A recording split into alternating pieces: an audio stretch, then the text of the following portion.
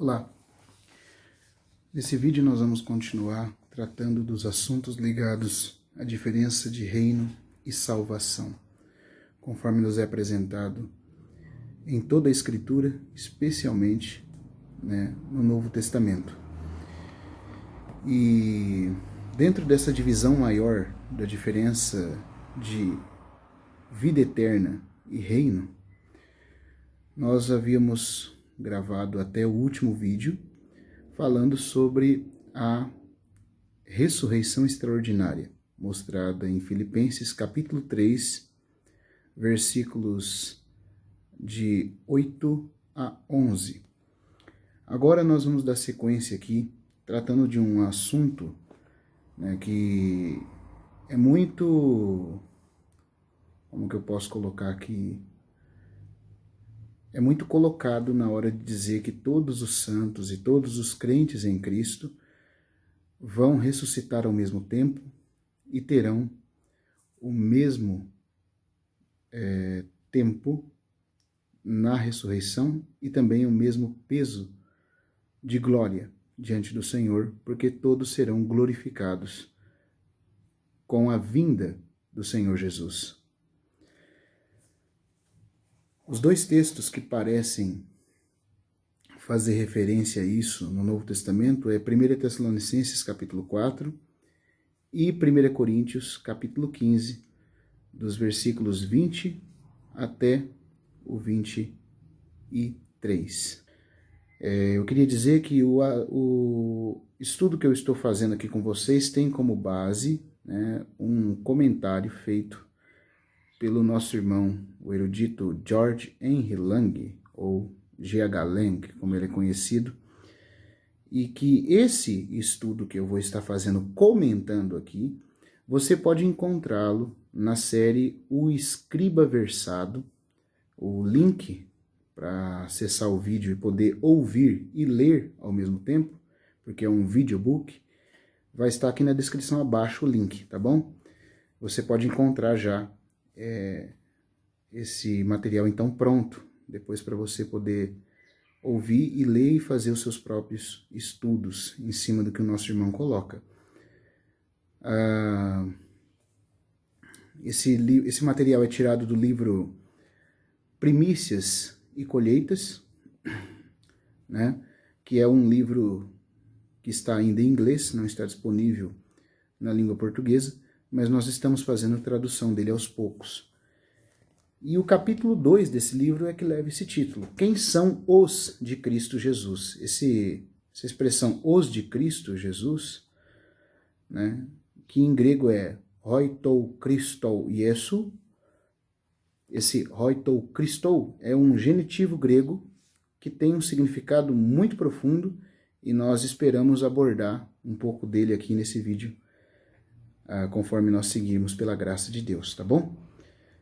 Então, por favor, eu queria antes de começar a falar desse trecho da palavra, poder ler com vocês, 1 Coríntios, capítulo 15, dos versículos 20 até o 23.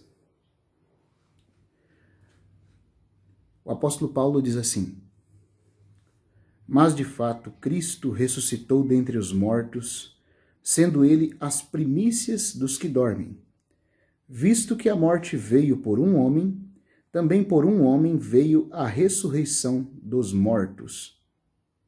Porque assim como em Adão todos morrem, assim todos serão vivificados em Cristo. Cada um, porém, por sua própria ordem.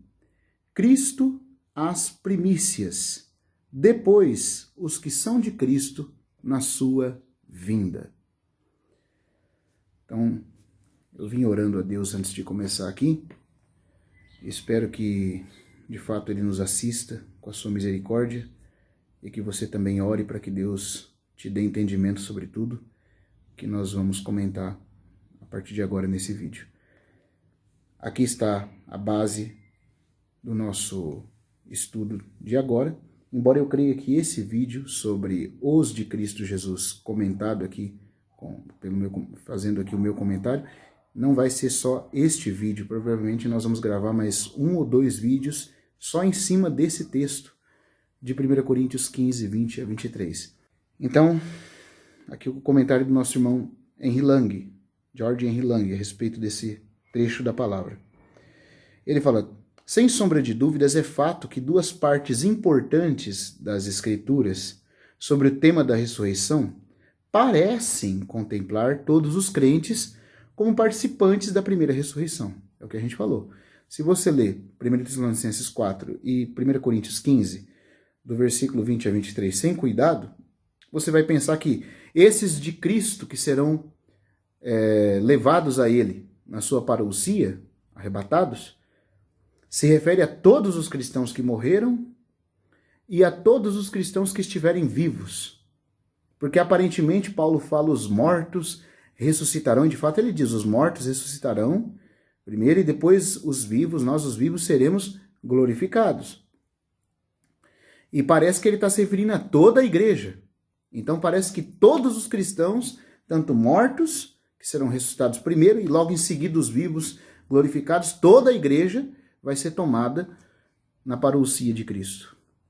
Mas não é a isso que Paulo se refere, e é isso que nós vamos ver a partir de agora. Então, se você ler sem cuidado, você vai achar que 1 Tessalonicenses 4 e 1 Coríntios 15 está dizendo que toda a igreja participará da glorificação com Cristo na sua parousia. Mas não é isso que Paulo está dizendo. Primeiro, vamos ver o seguinte. Nós vamos comentar com mais detalhe 1 Tessalonicenses 4 depois. Mas a primeira coisa que a gente tem que ver é que em 1 Tessalonicenses 4, versículo 14, ali Paulo usa a expressão os que adormeceram em Jesus.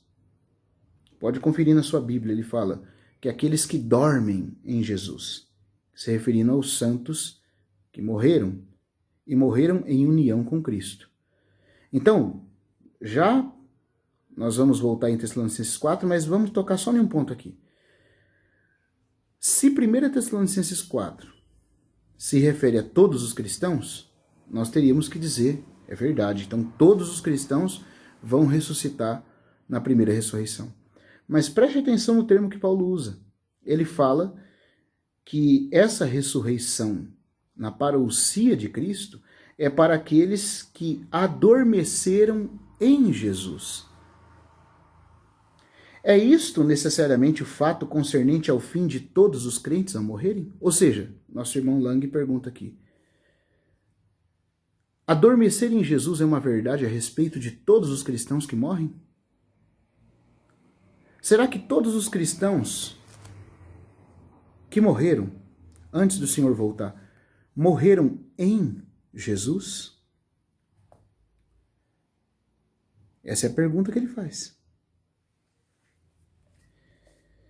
Acaso, ele continua, não existe a morte por meio de Satanás, agindo como o executor da sentença do tribunal do céu contra os pecados de um crente? Ó, irmãos, aqui tem uma coisa tão profunda que muitos não entendem. Quando Paulo fala adormecer em Jesus, ele está falando que esse cristão morreu em união com o Senhor. Ele morreu unido ao seu Senhor, experimentalmente unido a Cristo. Ele adormeceu em Jesus, ou seja, em união com Jesus. Mas será que todo cristão que morre na paz dessa união com Cristo? Eu não estou dizendo que os cristãos não pertencem a Cristo. Eu estou dizendo que a união com Cristo existe condições. E essa união, essa participação em Cristo, pode ser perdida no que diz respeito à experiência desses cristãos. Aqui ele faz uma pergunta.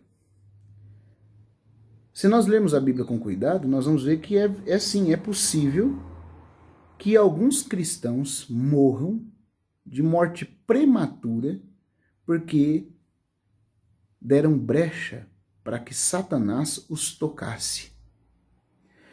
No caso desses cristãos, então será que a gente poderia dizer que eles morreram em Jesus? Em uma vida em união com o seu Senhor? Se morreram por causa de pecados, se morreram porque, como no caso daquele irmão em Corinto, capítulo 5, 1 Coríntios 5, onde Paulo entrega a Satanás para a destruição da sua carne. E existem outras passagens aqui. Por exemplo, 1 Coríntios 5,5 fala daquele irmão que cometia fornicação com a madrasta. Paulo entrega a Satanás para a destruição da sua carne, ou seja, Satanás, a partir daquele momento, ia poder tocar no seu corpo como disciplina, porque Satanás é o executor dos castigos judiciais de Deus. E castigos judiciais de disciplina sobre seus filhos. É fato que a Escritura mostra isso muito bem. Desde o livro de Jó, Satanás é visto como aquele que passeia pela terra e rodeia por ela, e como aquele que deve pedir permissão a Deus, para que, se em alguma brecha ele encontrou na vida de seus servos, ele possa tocar neles. Em muitas passagens da Escritura você vê que agentes celestiais, anjos, de Deus ou caídos, mas que também estão debaixo da soberania de Deus, recebem permissão de Deus para tocar na vida dos seus servos, porque eles andam em desobediência. Embora pertençam a Cristo por causa do sangue redentor que os comprou, eles vivem como escravos de Satanás, porque voltam a pecar e voltam a viver como mundanos. Então, como Romanos 6 diz bem claro, na doutrina, esse cristão pertence ao Senhor, na fé que o uniu a Cristo, mas na conduta, ele se torna um escravo do pecado. Porque Paulo diz, daquele que vos ofereceis, desse mesmo sois servos. Para aquele que vos ofereceis, desse mesmo sois servos. A palavra servo ali no grego é doulos, significa escravo. Então é possível sim um cristão que pertence a Cristo, se ele pecar deliberadamente, ele se tornar um escravo do pecado e de Satanás. E como tal, Satanás recebe permissão para tocá-lo. Por isso que Paulo entrega aquele irmão em Corinto, na cidade de Corinto, conforme aparece em 1 Coríntios 5, ele o entrega a Satanás para a destruição antecipada da sua carne. Isso significaria que esse irmão estava debaixo de uma disciplina tão severa que ele iria morrer prematuramente caso não se arrependesse. Isso são coisas que a igreja não conhece. A igreja quer falar que disciplina, que castigo, isso é coisa para Israel. Nós estamos em Cristo, nenhuma condenação há para os que estão em Cristo, nada pode nos separar do amor de Deus. Sim, tudo isso é verdade no que diz respeito à sua salvação eterna, à sua redenção eterna. Mas a redenção e a salvação eterna, pelo sangue, não exclui a possibilidade de castigo disciplinar de Deus sobre a vida de seus filhos, inclusive com a morte prematura quando necessária e por meio da ação de Satanás, de seus anjos. 1 Coríntios 5,5 é um desses textos. O outro, por exemplo, 1 Coríntios 11,30.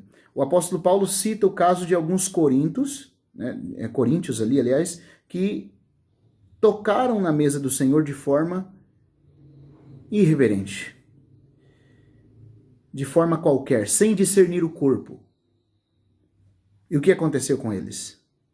Paulo diz assim, eis a razão, porque não poucos de vocês, há muitos entre vocês, ele fala, que estão fracos,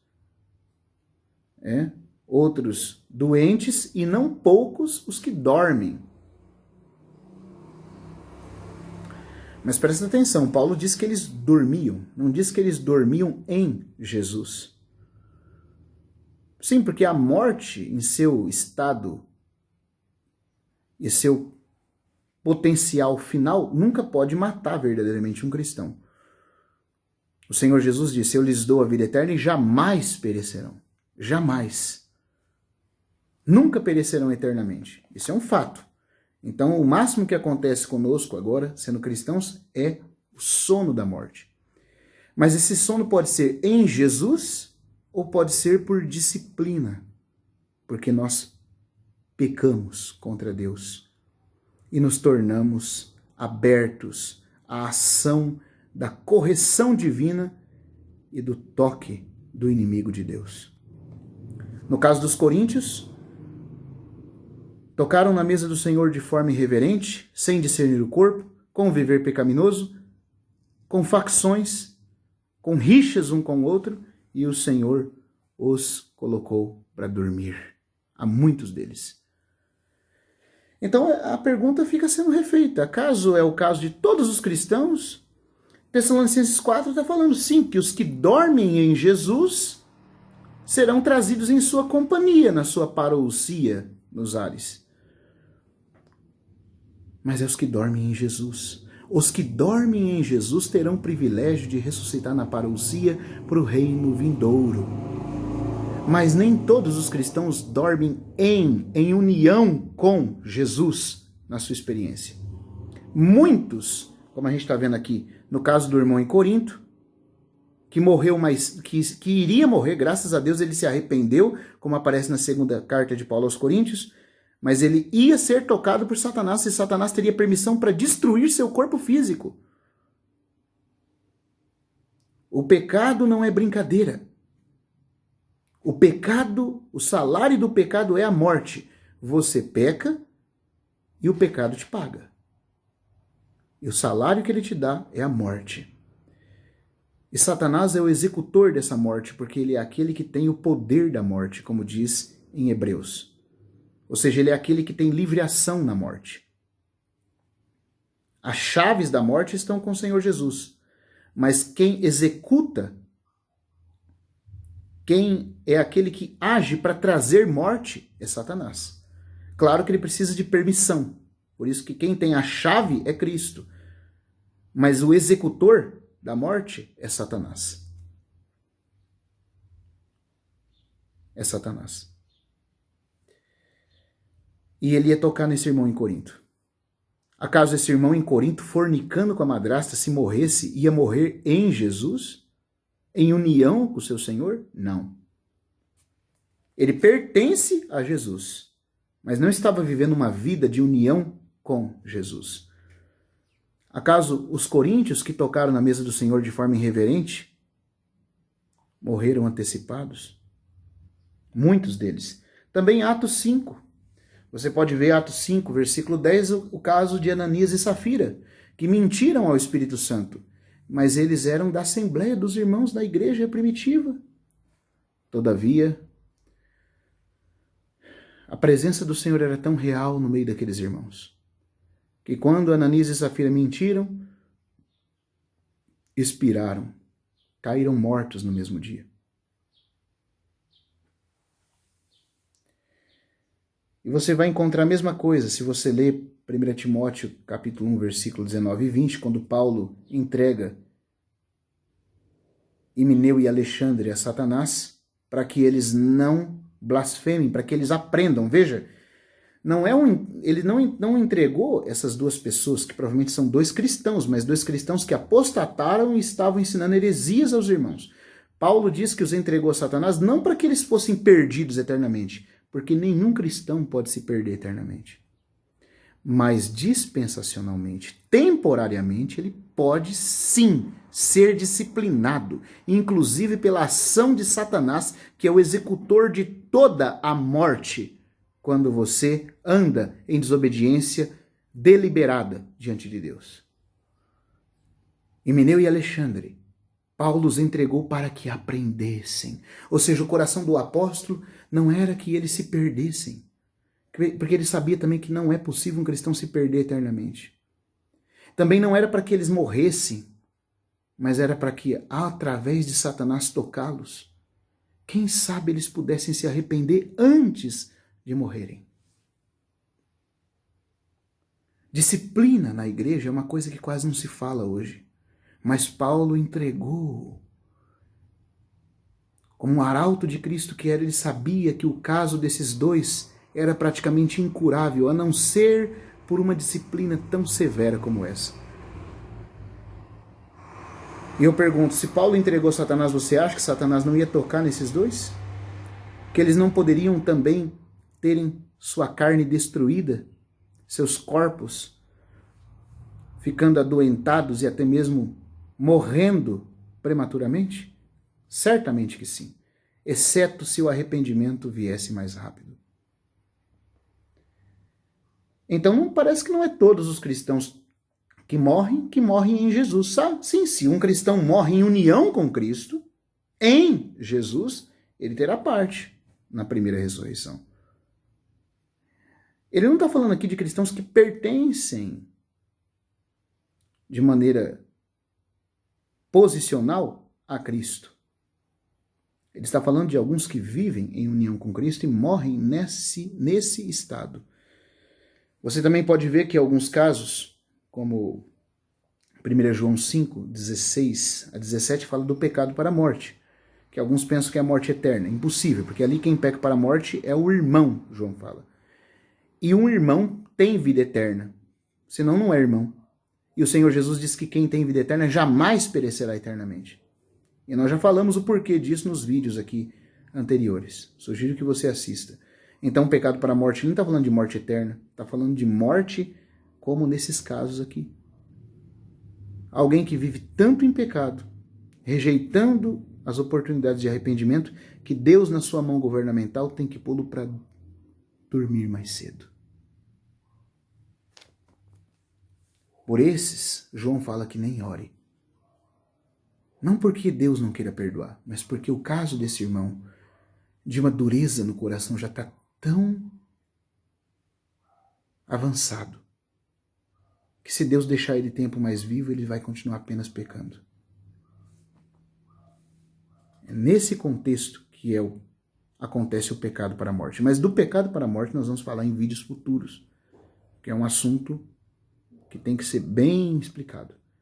Mas está se referindo, de novo, à mesma disciplina governamental de Deus. E, de novo, eu pergunto, quem é o agente executor da disciplina que traz morte? Satanás. Porque Hebreus 2,14 vai dizer que ele é aquele que tem o poder da morte. Ele é o agente que age, que tem ação. Ele é aquele que traz a morte. Quem tem autoridade sobre a morte, o Hades, é o Senhor Jesus, mas Satanás é o executor, que age em tudo o que se refere à morte. Então veja só, Tessalonicenses 4 não está dizendo aqui que todos os cristãos vão ressuscitar. Ele diz que os que dormem em Jesus. 1 Tessalonicenses 4,14. O homem, devido ao pecado, está por natureza debaixo do poder de Satanás, como aquele que, por intermédio de seus anjos servidores, recolhe a vida humana quando o Altíssimo exige. Certo? Por isso que você vai ver em Jó, Satanás andando pela terra e passeando por ela, mas tendo que prestar contas diante de Deus. Aqueles anjos servidores se refere ao tribunal dos anjos, do qual nós já falamos aqui também em vídeos futuros, vídeos que precederam esse aqui, na playlist aqui no canal você pode acessar, especificamente aquele que fala do Salmo 82, né, o Tribunal de Sinédrio no Salmo 82 e no Salmo 58, o Salmo de Elém. Você vai ver ali que tanto os anjos de Deus, como também os anjos que seguem Satanás e o próprio Satanás, são chamados de Benai Elohim, os agentes celestiais, alguns caídos e outros não, mas que estão submetidos à soberania de Deus e de tempos em tempos têm que prestar conta dos seus feitos.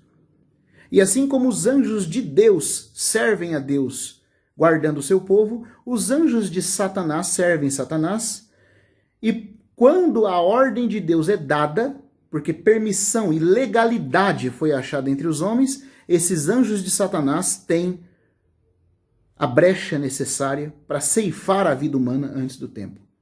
É nesse trabalho de guardar ou de ceifar a vida que muitos anjos estão encarregados e existe toda uma corte deles chamada de vigilantes. Esses anjos e também Satanás. Os vigilantes que ficam como que tutoriando a raça humana, os governos humanos. E outros principados e anjos e Satanás devem prestar conta dos seus feitos diante de Deus. A palavra vieram apresentar-se perante o Senhor em Jó, no texto original significa como alguém que vem prestar contas ao Senhor. Porque de tempos em tempos eles devem fazer isso. Mas se esse tribunal dos anjos, quer seja os de Deus, por ordem direta de Deus, quer seja os de Deus que estejam agindo sobre a vida dos homens, sobre a vida de seus servos, para guardá-los, para orientá-los, para poder ajudá-los na jornada, como os anjos fazem, ou quer seja os de Satanás, para executar a morte por legalidade dada pelo homem, quer seja um, quer seja outro, eles são agentes celestiais. E o próprio Satanás presta conta desses feitos, como aquele que age executando a morte dos homens na terra. Então, aqui ele diz que o homem, devido ao pecado, está por natureza debaixo do poder de Satanás. Porque se o homem pecou, ele se colocou debaixo do poder de Satanás, que é o primeiro e o líder de toda rebelião e pecado. Mas o pecador que por meio da fé se submete a Cristo é transferido da autoridade de Satanás e é colocado sobre o reino do Filho de Deus, conforme Colossenses 1,13. E desde então o maligno não pode tocá-lo. Ou seja, Satanás não tem base legal mais para tocá-lo. Antes tinha, agora não tem. Porque ele pertence a Cristo, e por isso 1 João 5,18 vai dizer que o maligno não lhe toca. Em vida, seu Senhor o protege. Ele está debaixo da proteção do Senhor Jesus. E na morte o coloca para dormir. Então, quando ele vive, o Senhor está protegendo. Quando ele morre, Deus faz da sua morte um sono. Mas por causa do pecado grosseiro, de viver novamente como se fosse um servo de Satanás, ele pode ser entregue a Satanás em relação à sua experiência atual. Você lembra que o Senhor Jesus fala que alguns que não perdoam, que vivem em pecados, serão entregues a tribunal de Sinédrio? Assista os vídeos sobre o tribunal dos anjos, para você ver a que Sinédrio Cristo está se referindo. Está se referindo a essa corte de anjos, de Deus e também dos caídos, caso você vive em pecado grosseiro. Então, isso é muito sério. Mateus 5:23 confirma isso, 5:26. Em Mateus 18, 34 e 35, Cristo fala de entregar alguns servos aos verdugos. Os servos celestiais de Deus são os anjos. Os verdugos que vão castigar os filhos de Deus que andam em desobediência são os anjos. Agora, existem os anjos que servem a Deus, como os vigilantes que prestam serviço a Ele. Assista o vídeo do Tribunal dos Anjos que você vai entender. Esses têm autoridade para intervir em certas situações de viver pecaminoso e rebelde dos homens.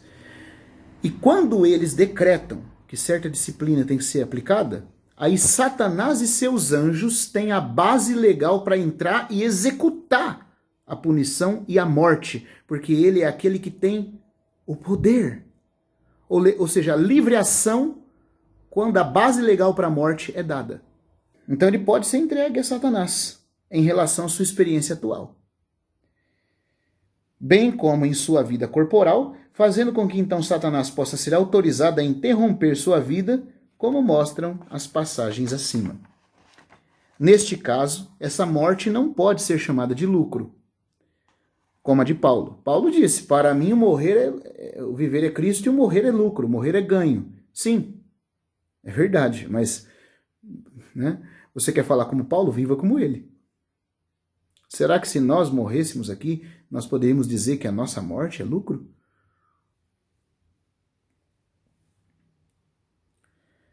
Ora, né? No caso desses que andam em desobediência e em pecado, a morte não pode ser considerada um lucro, como Paulo fala a respeito de si em Filipenses 1:20. Quando Paulo escreveu sobre a morte como um ganho, como um lucro, ele não estava fazendo nenhuma declaração geral, como se isso fosse a experiência de todos os crentes. Ele não disse assim, para todos os cristãos que morrem, a morte é um lucro. Não. Tudo depende de que jeito você está morrendo. Se você está morrendo em união com Cristo, tendo o testemunho do Espírito Santo na sua consciência, no seu coração, que você andou em obediência, aí morrer é lucro. Mas se você andou em desobediência, meu irmão, Paulo não está dizendo que todos os cristãos que morrem é lucro. Então, para mim, ele fala. É singular a questão. Para mim, o viver é Cristo e o morrer é lucro. Naquela época, ele era prisioneiro e não era certo de que ele não morresse em breve pela fé. Era com respeito à sua morte como mártir que ele estava falando, algo similar ao que ocorreu com o fiel Estevão, o qual, morrendo como uma testemunha de Cristo, pôde dizer, Senhor Jesus, recebe o meu espírito. O Senhor aceitou a sua confiança e o simples registro daquele terrível momento é e ele, Estevão, adormeceu. Sem dúvida, não só os mártires, mas cada um que verdadeiramente pode dizer para mim o viver é Cristo, também poderá acrescentar, o morrer é lucro. Aqueles que assim adormecem, como esperamos, participarão da primeira ressurreição. Já quanto aos demais cristãos, não há garantia que participarão desse privilégio. Então, é bom nós revermos se nós não estamos tomando palavras que se aplicam a aqueles que cumprem essa condição e fazendo disso frases genéricas, como se fosse, né, uma frase de efeito para 1000 maravilhas e que todo cristão já está incluso nisso. Não é. Há condições a serem satisfeitas por cada um de nós. Então, nesse primeiro vídeo nós tratamos de 1 Tessalonicenses capítulo 4, né? Embora era o nosso desejo adentrar já em 1 Coríntios 15, né? Nós vamos deixar esse vídeo aqui como uma introdução a esse assunto, abordando o tema de 1 Tessalonicenses capítulo 4, e no próximo vídeo, que vai ser a segunda parte deste, nós vamos continuar falando de 1 Coríntios 15, do versículo 20 ao 23. Ali nós vamos ver quem são os que trarão a imagem do celestial, quem são os que serão ressuscitados na parousia de Cristo e o que significa o genitivo Hoitou Christou, os de Cristo Jesus. Então aguardem que no próximo vídeo nós vamos entrar, de fato, no capítulo 15 de Coríntios. Era necessário, né, embora nós já quiséssemos entrar aqui nesse vídeo, mas era necessário fazer essa consideração panorâmica, considerando 1 Tessalonicenses 4, ainda que de forma resumida, porque no futuro nós vamos gravar vídeos mais profundos a respeito dessa sessão também, tá? Mas então o primeiro vídeo tratou de 1 Tessalonicenses 4, e o segundo vídeo, né, dessa sessão aqui, dos que são de Cristo Jesus, vai continuar e nós vamos entrar em 1 Coríntios 15, do versículo 20 ao 23. A todos vocês, meu muito obrigado e até o próximo vídeo.